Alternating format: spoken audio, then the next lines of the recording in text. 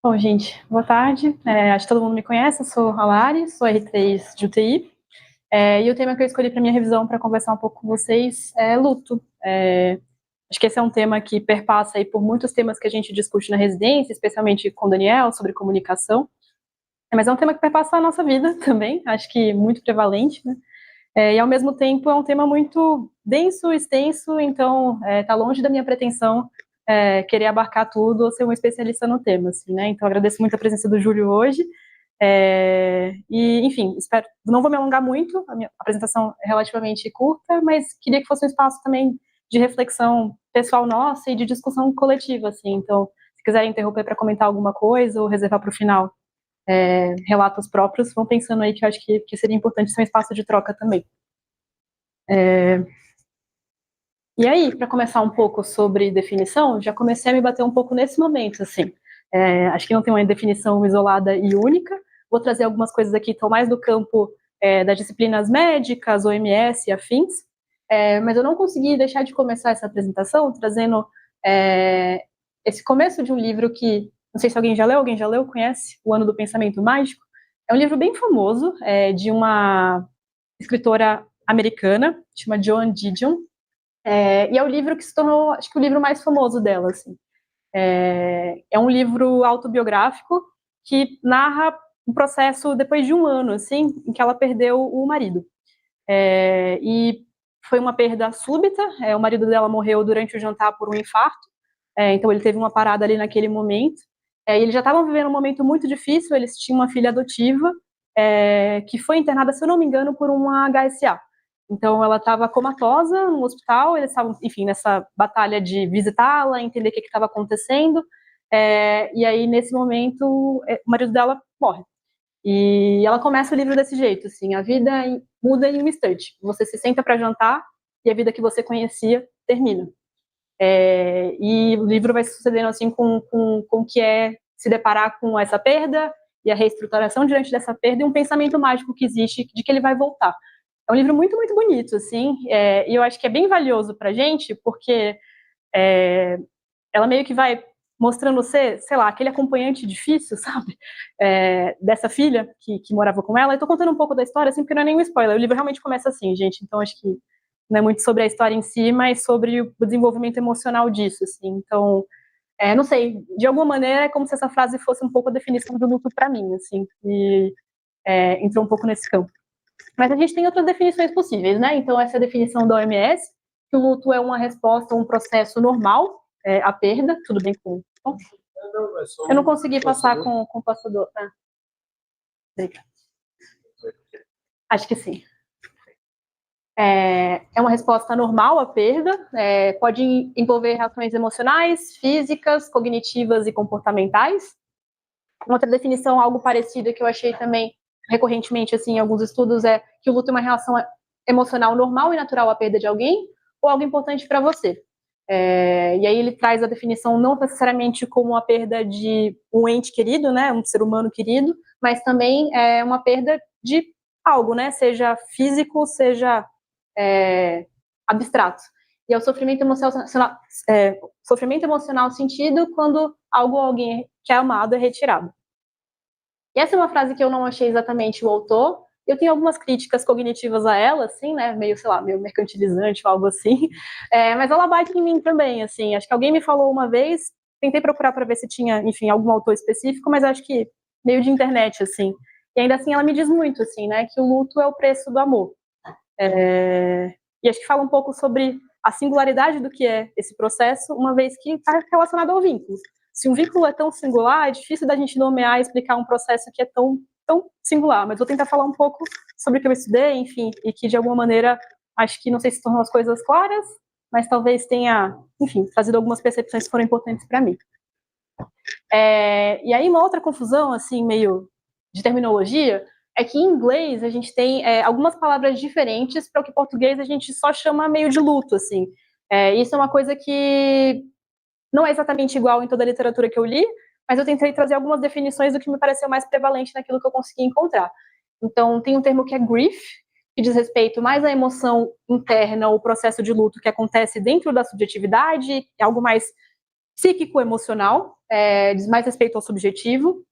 Bereavement, acho que é a palavra que é mais prevalente, assim, na literatura médica, e quando a gente vai pesquisar luto em UTI, ou luto em pacientes que estão na UTI, ou familiares que acompanham pacientes na UTI, e que está mais relacionada à condição da perda, em alguns momentos até descreve como o período que se sucede ou antecede um pouco a perda, e é algo mais objetivo, assim, está dentro do campo legal e meio de definição, assim, do processo temporalmente de acordo com o momento da perda. E mourning é uma outra expressão que diz respeito mais à expressão cultural e externa do luto, né, de acordo com o ambiente social de cada indivíduo. Isso vai mudar, assim, né, a depender do lugar onde você está, a depender da religiosidade que aquela pessoa apresenta. Talvez a gente leia um pouco tudo isso como luto, mas tem essa terminologia que é algo diferente, assim, se vocês forem se deparar lendo um pouco sobre o tema. E aí, quando eu pensei um pouco na expressão cultural, não sei se vocês já viram esse filme, que é um filme de um diretor japonês muito famoso, Kurosawa, acho que é o filme mais bonito dele, assim, e é um filme de contos, e o último conto, alguém já assistiu? Não. O último conto, assim, né, não sei se a palavra é conto quando é filme, mas enfim, acho que vocês entenderam. É um viajante que chega num vilarejo, assim, bem bucólico, no Japão, e ele começa a conversar um pouco com esse senhor que está ali à beira do rio, na entrada desse vilarejo. Pouco tempo depois aparece uma procissão, assim, parece meio um carnaval, sabe? De pessoas tocando instrumentos e muito felizes e tal. E ele pergunta o que está acontecendo, e é um velório de uma senhora que morreu com mais de 100 anos. Então, é uma comemoração a partir de uma vida muito bonita e muito completa, assim, né? O que me pareceu, assim, meio chocante da diferença que enfim, o meu lidar com a morte e o meu lidar com a perda, assim. E é isso, uma procissão se forma, mas não é de luto, é uma festa curiosa. O ancião explica que uma mulher de 99 anos morreu, feliz, teve uma vida bem vivida, e está sendo homenageada com música e dança. Ele participa, rindo, dizendo que ela foi o seu primeiro amor, que o deixou e está prestes a se despedir. E aí, assim, acho que fiquei na dúvida se eu trazia um pouco os conceitos da Elizabeth Kubler-Ross ou não, mas eu acho que vale a pena trazer, porque é uma coisa que está muito... Assim, a Elizabeth era uma psiquiatra suíça que publicou esse livro, On Death and Dying, em 1969, meio ali no caldo da contracultura e de discussões que entram até para uma certa espiritualidade, assim, e ela traçou um conceito de um processo de luto que está muito permeado, assim, tanto na cultura de profissionais de saúde, mas eu acho que meio na cultura geral, assim. Talvez sejam palavras que eu ouvi, não necessariamente na faculdade, mas talvez da minha mãe, e um pouco na faculdade também, e acho que talvez vocês conheçam esse processo, assim, né, que é o ciclo do luto, que seria um processo iniciado com negação, seguido de raiva, depressão, barganha e aceitação. Vocês já ouviram falar sobre isso, assim, né? Acho que é uma ideia bem prevalente na cultura, assim. Esse livro teve muito, muito sucesso, então foi muito difundido. Provavelmente ainda é de muita ajuda, assim, para pessoas que estão se deparando com esse processo e querem ler sobre o tema. Mas lendo um pouco para fazer essa revisão, eu vi que existe um certo criticismo, assim, especialmente de especialistas no assunto, por dizer que talvez esse seja um processo, o jeito que está descrito, assim, né, faz parecer que é um processo que é muito parecido para as pessoas, talvez seja um processo que pareça ser linear, né, em que você precisa passar por fases, assim, até chegar a essa aceitação, que não necessariamente é algo que é possível ser feito, assim, diante da dimensão da perda, que às vezes ele acaba se tornando um pouco mais do que descritivo, que eu acho que era a ideia inicial da Elizabeth Kubler-Ross, para se tornar algo meio prescritivo, assim, especialmente quando isso é abocanhado, assim, por profissionais de saúde que esperam que aquele familiar, enfim, que aquela pessoa vai evoluir de acordo com essas fases, assim, e que impor talvez esse processo para as pessoas pode ser mais deletério do que necessariamente benéfico. E aí, um outro modelo de luto que acho que a gente aqui na residência já teve algum contato também é o modelo de processo dual, que é um modelo que foi desenvolvido lá para o final da década de 90, início dos anos 2000, e que difere, inclusive, traz uma certa crítica a esse modelo, modelos parecidos com esses modelos de ciclo, né? Que é a ideia de que o luto ele se dá de maneira dual e oscilatória, assim, né? Então, que não necessariamente a gente vai passar por estágios de extrema negação e isso vai evoluir para uma de completa aceitação, mas que provavelmente a gente faz algo bem variável ao longo desse percurso, algo até mais pendular. E que durante o processo de luto, pessoas vão ter momentos orientados para perda, inclusive para sentir o sofrimento ou para ruminar esse sofrimento, e momentos voltados para a restauração, que seria, talvez, encarar os processos de vida que precisam ser feitos naquele momento. Então, de repente, alguém que perdeu alguém pode estar no extremo sofrimento e chorando no momento, e no momento seguinte precisa estar arrumando as coisas do velório, e talvez lidando com questões financeiras e de dinheiro e questões burocráticas. E que talvez o processo de luto saudável, se é que dá para falar de uma maneira tão categórica assim, perpasse por estar oscilando entre esses dois polos, assim, né? Dentro de um espectro. A gente fala um pouco sobre isso na comunicação que a gente faz, né? Que a gente espera que os familiares eles tenham momentos de esperança, momentos bons voltados para medo, e está um pouco relacionado a esse processo dual e oscilatório de luto. E a saúde estando nessa oscilação, né? Não está nem aguerrido a algo só orientado para perda, nem aguerrido a algo só voltado para restauração. E aí eu falei um pouco de luto saudável, e achei que fazia sentido trazer um pouco sobre diagnósticos assim relacionados a um luto patológico, se é que se pode dizer assim, mas fazendo uma ponderação de que é isso, assim, o luto é um processo muito singular. Então é difícil da gente trazer uma nomenclatura muito clara em relação a saúde, doença, patológico ou normal, dentro de um processo que está relacionado a vínculo e dentro de um processo que é muito, muito subjetivo. Mas existem diagnósticos, então trouxe dois aí que são talvez os mais relevantes, que são o do CID-11 e do DSM-5, que não falam necessariamente de transtorno de luto patológico, mas de um transtorno de luto prolongado. Eles são parecidos, assim, não vou trazer todos os critérios aqui, acho que vai ficar um pouco extenso, mas no geral, o tempo mínimo de sintomas que vão ser considerados prolongados é pelo menos 6 a 12 meses, então depende se for uma criança ou depende se for um adulto, e no geral estão relacionados à persistência de sintomas de tristeza profunda, culpa, sentimentos e pensamentos intrusivos sobre a pessoa perdida, e no geral, tanto um quanto o outro precisa ter um impacto funcional na vida daquela pessoa, assim, né? Lembrando que um processo de luto dito e considerado normal, vai existir um impacto funcional daquela perda, principalmente nesse momento inicial aí de 6 meses a 1 ano. E por que pensar um pouco sobre isso, assim, né? De que o luto ele pode se complicar.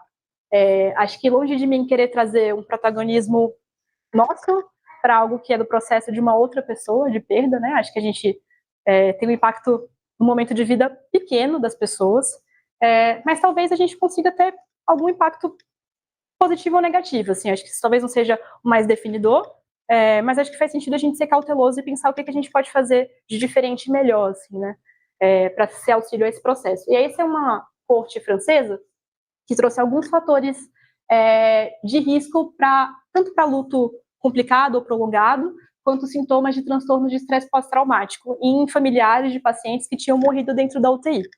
Eu achei interessante porque são, acho que coisas que a gente espera, assim, né? Por exemplo, familiares de pacientes que morreram entubados pareciam ter mais sintomas de transtorno de estresse traumático e mais luto complicado.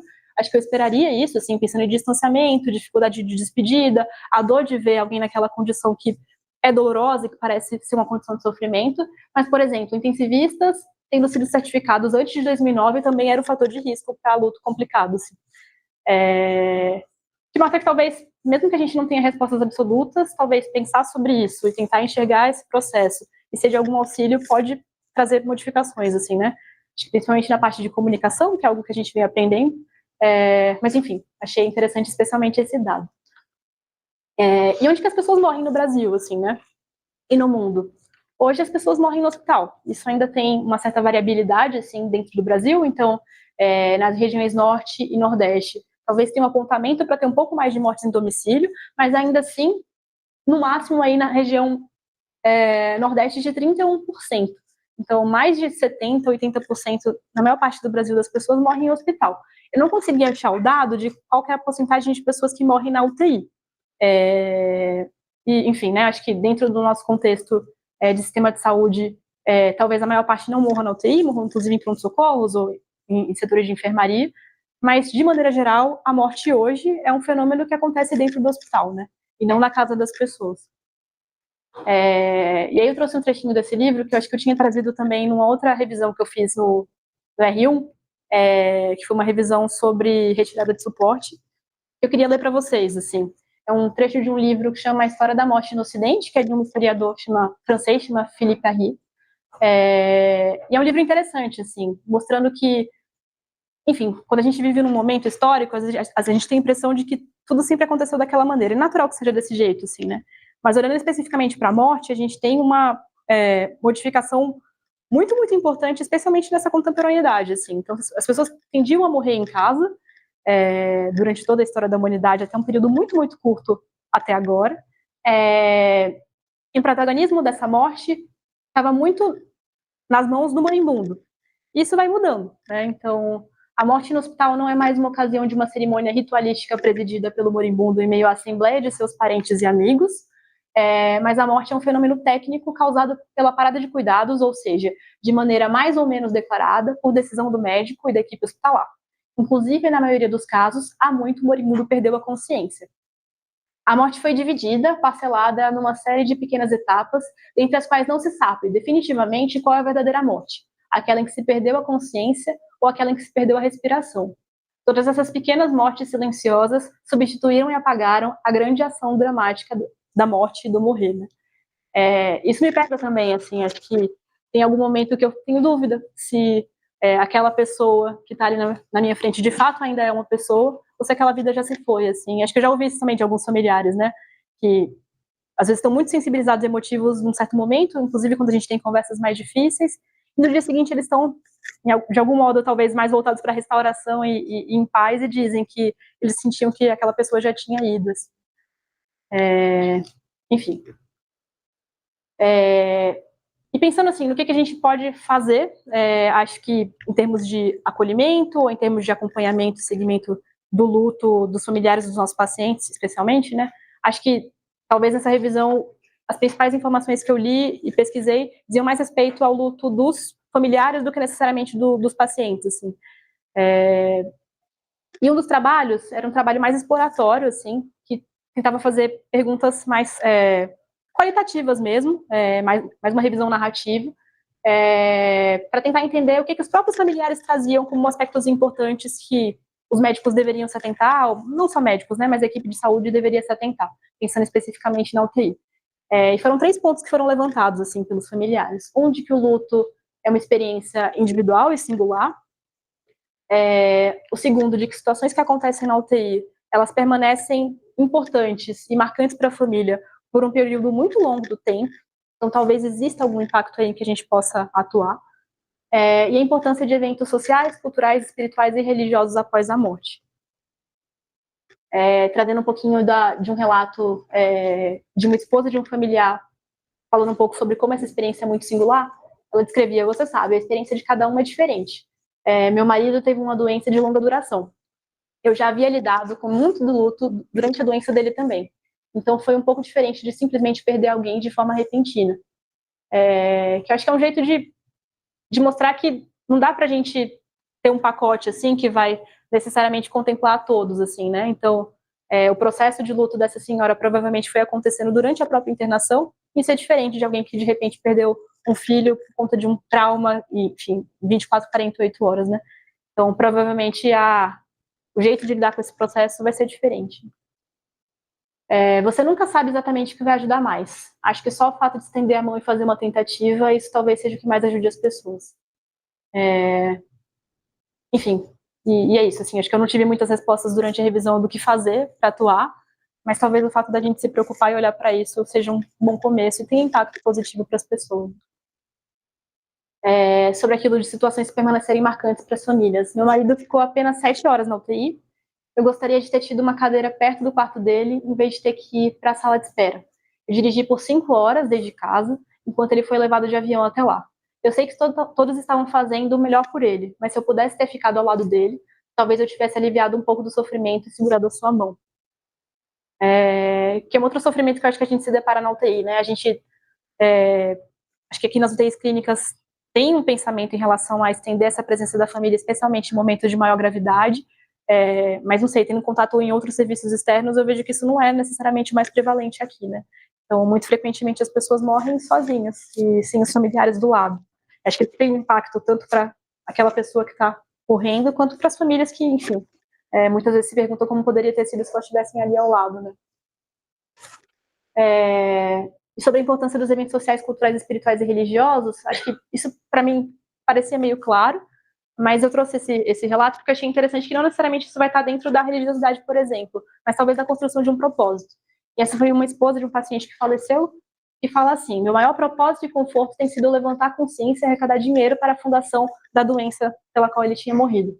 É algo curativo saber que a vida dele não foi em vão. Talvez outra pessoa possa se beneficiar disso também. E eu fiquei pensando, assim, né? Essa é uma notícia, na verdade, sobre os mortos no Covid, assim, acho que uma parte de nós também trabalhou durante a pandemia, e eu me pergunto qual que é o impacto, assim, né, para essas pessoas que não viram e não velaram os corpos dos seus familiares que morreram no hospital, e em muitos hospitais, acho que no Brasil e no mundo, não era permitido nem a visita, assim, né, então foram velórios de caixão fechado, numa experiência de adoecimento, de completo afastamento, assim, né. Acho que a gente ainda vive o impacto não só individual, mas talvez como sociedade de tudo isso que se passou, assim. Não li nada especificamente sobre isso de maneira muito clara, pensando em estudos, transtorno de estresse pós-traumático, depressão e afins, mas me pergunto, assim, de qual que é o tamanho do impacto dessa pandemia gigantesca que aconteceu na nossa vida, né? Sobre intervenções possíveis em relação à luta, eu vi muitas coisas diferentes, assim, acho que países diferentes têm culturas diferentes, são enfim, né, são plurais dentro de si, então imagina comparando isso ao redor do mundo, assim, mas achei interessante que existem estratégias bem diferentes pelo mundo que eu acho que eu nunca vi serem feitas. Então, nos Estados Unidos é relativamente prevalente eles mandarem cartas de condolências ou cartões de condolências, então a equipe que assistiu o paciente na UTI envia ali depois de 15 dias ou um mês um cartão para a família assinado pela própria equipe. É comum também, em vários países, a entrega de material suplementar mesmo sobre o processo de luto, que vai desde orientações mais pragmáticas, por exemplo, seu familiar morreu, como você tem que agir agora, quais são os próximos passos, o que você precisa pagar, o que você precisa ter em relação a cuidados, em relação ao banco, como você vai contar para crianças da sua família que seu familiar morreu, meio que não estratégias, acho que possibilidades de estratégias para lidar com as coisas que estavam acontecendo, desde aquilo que era mais pragmático, até orientações mais do próprio processo de como que a pessoa poderia estar se sentindo, assim, um jeito de ter algo que tem autoajuda, talvez, mas algo meio grande de material de estudo, assim, né, que pudesse ser de auxílio. Cartas de condolência, telefone de condolências também. Alguns países têm serviços bem estruturados em relação a grupos e terapias de grupo para segmento do processo de luto. Depois eu queria convidar o Júlio a falar um pouco sobre o que a gente tem talvez disponível aqui, mas acho que talvez não seja tanto, assim, né? E me fez me perguntar também o quanto que a gente perde esse vínculo de uma maneira meio súbita com os pacientes, assim, né? Então acho que a gente tem, enfim, né? A gente partilha de um momento muito intenso na vida das pessoas e das famílias, e isso transiciona para não ter nenhum contato, assim, né?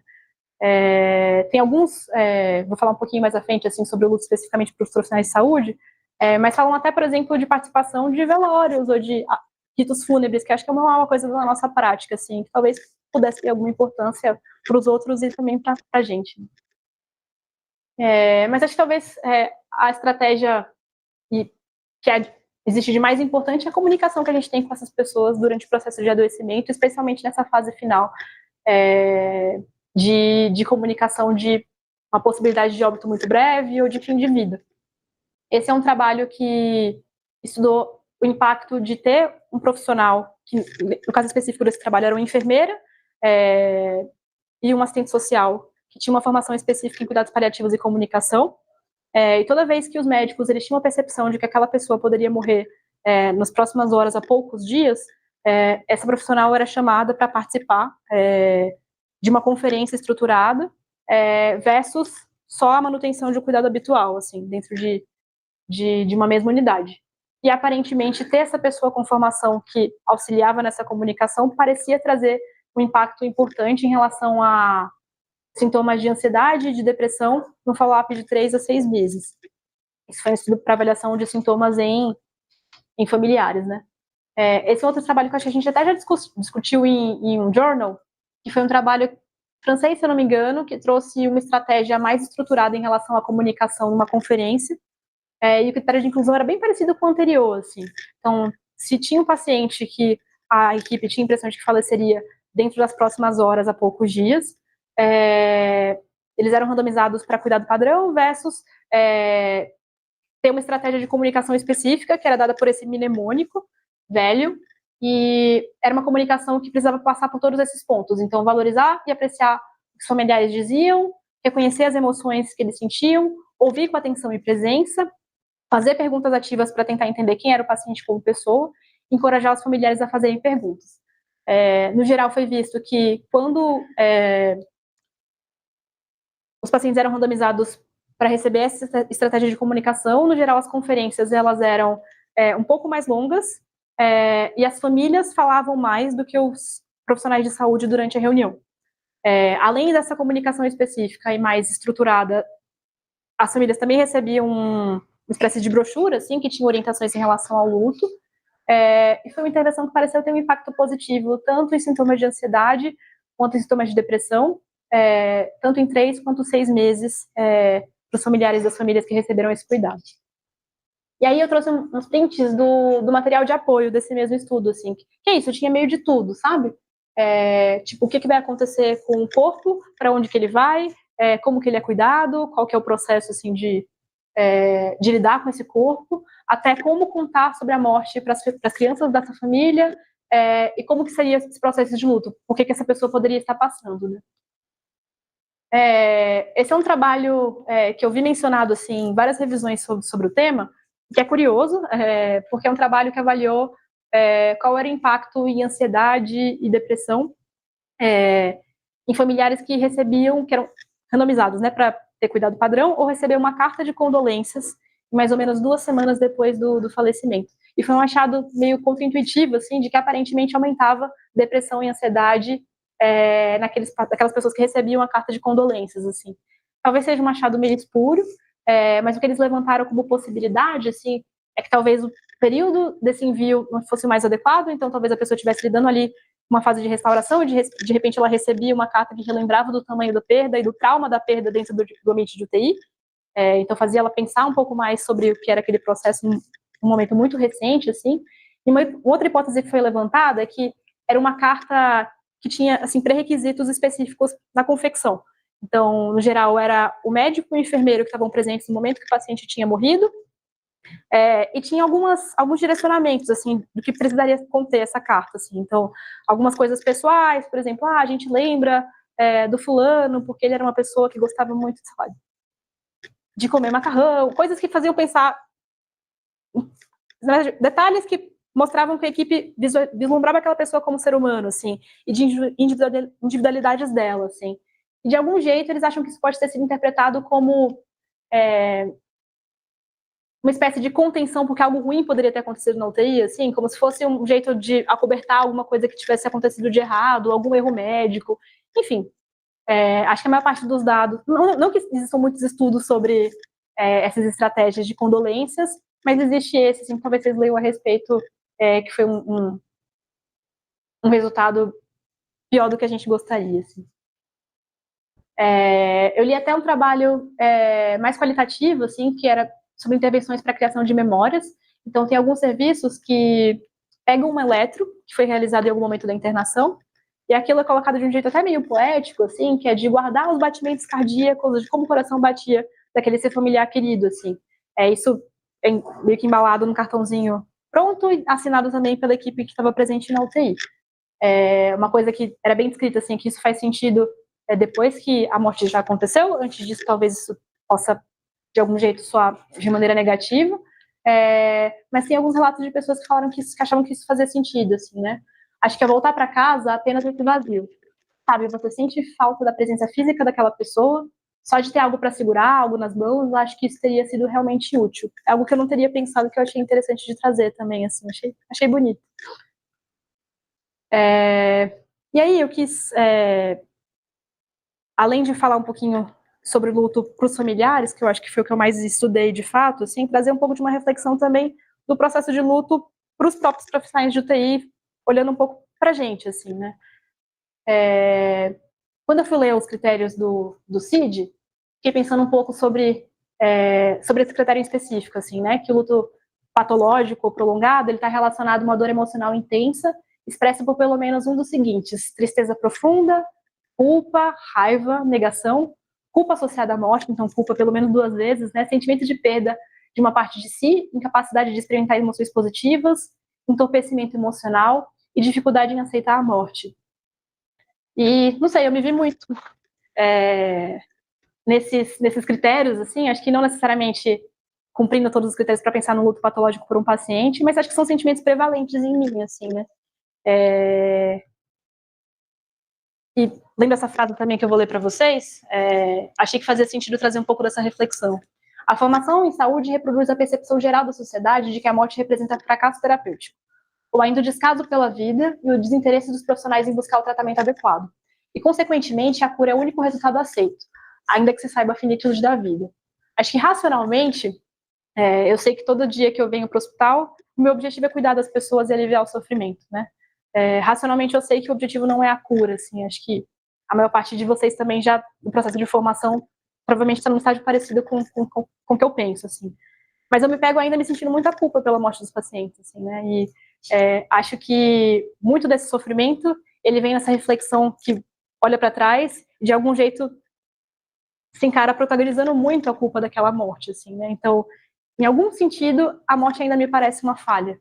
E acho que talvez isso seja um pouco de um aspecto meu que está lidando com o luto por aqueles pacientes, assim. Então, isso é doloroso e acho que faz sentido pensar em como enfrentar, sabe?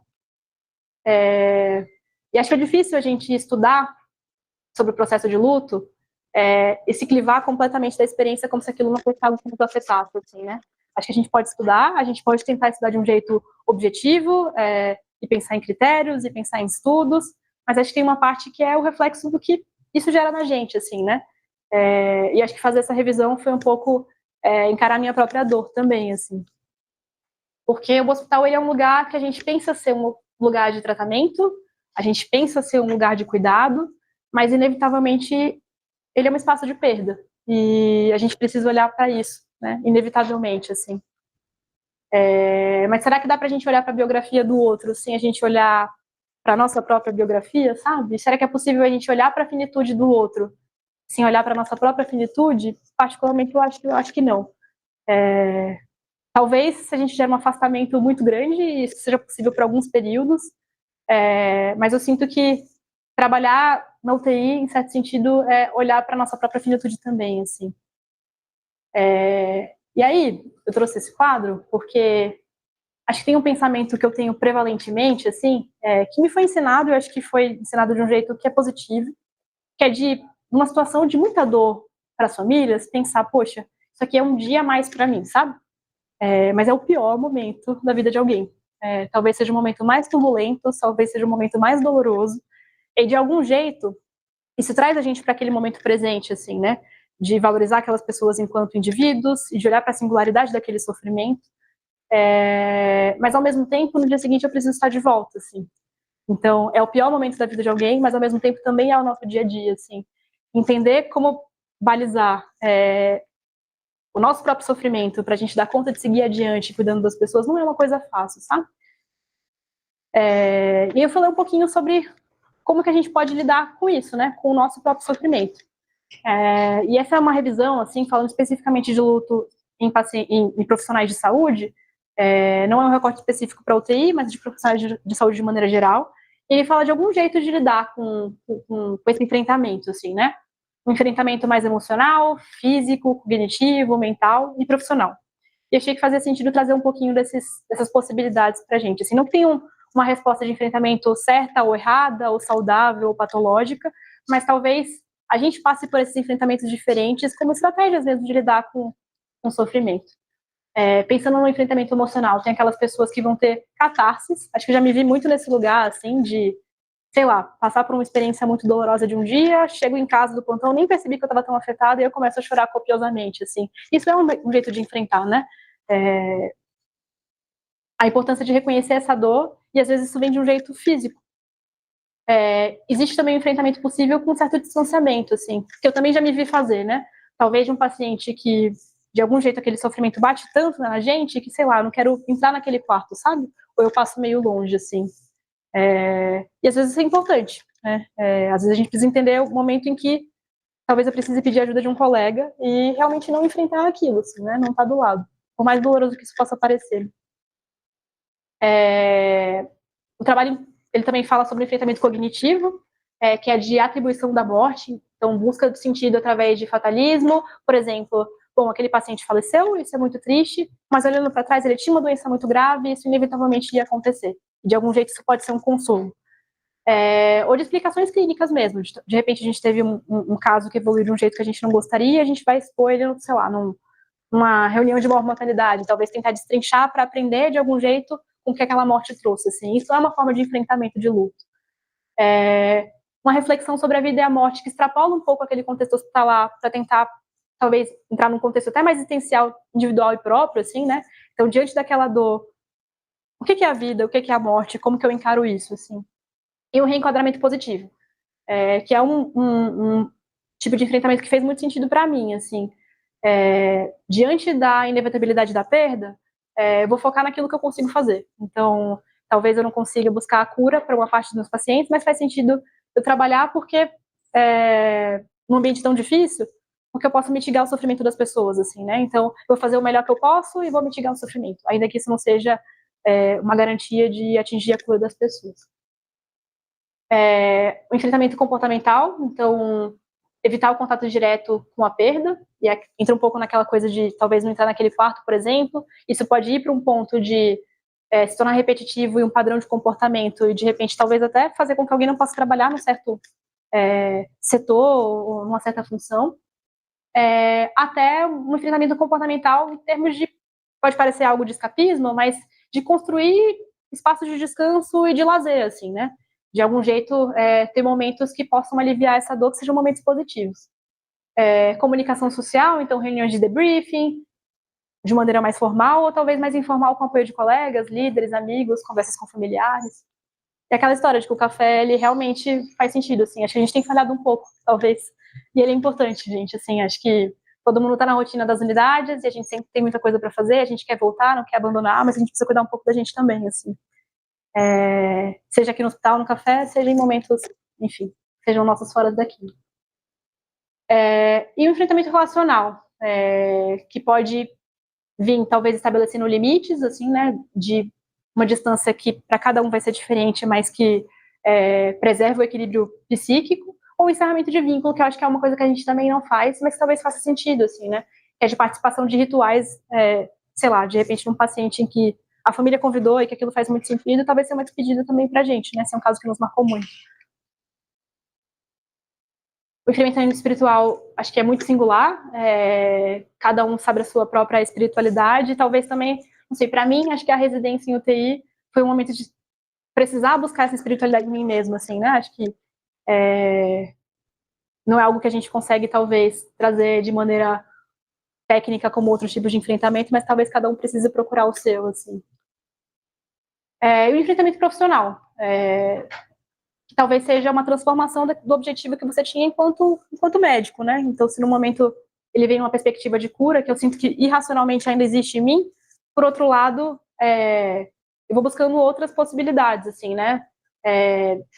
Talvez cuidar do paciente terminal tenha tanta relevância quanto essa cura que eu buscava lá no começo. Reavaliação do papel, crescimento pela experiência da perda, repensar o que a gente quer fazer, o ambiente onde a gente quer atuar. E redefinição de metas, assim, né? Buscar um preparo técnico, seja estudando um pouco mais para tentar, enfim, né? Reduzir a chance da gente errar, mas também aceitar a possibilidade de um cuidado que seja mais humano e mais realista. E para mim também fazer uma revisão depois de ter sido o enfrentamento do tema. Acho que de mensagens principais que eu queria deixar assim como mensagens para casa é que o luto é uma resposta normal à perda. A gente espera um enfrentamento que oscile, ora em relação à perda, ora em relação à reconstrução. Situações que acontecem na UTI, elas podem ser muito marcantes para as famílias, isso acontece a longo prazo. Estratégias de comunicação e acolhimento são importantes para o processo de luto das famílias. Não sei se vai ser o principal ou se isso é um grande protagonista para a vida daquelas pessoas, mas talvez tenha alguma importância, acho que a gente precisa valorizar isso. Não achei claro estratégias que podem ser benéficas para todos os pacientes e para todas as famílias, mas acho que com talvez mensagens principais assim dessa revisão, queria salientar que profissionais de saúde, então nós, estamos suscetíveis também ao lutamento pela perda dos nossos pacientes, né? E que enfrentamentos em diversas dimensões são possíveis e isso vai ser variável para cada um de nós. Essas são as referências, se alguém quiser ver um pouco mais sobre o tema com aquilo que eu estudei. E é isso.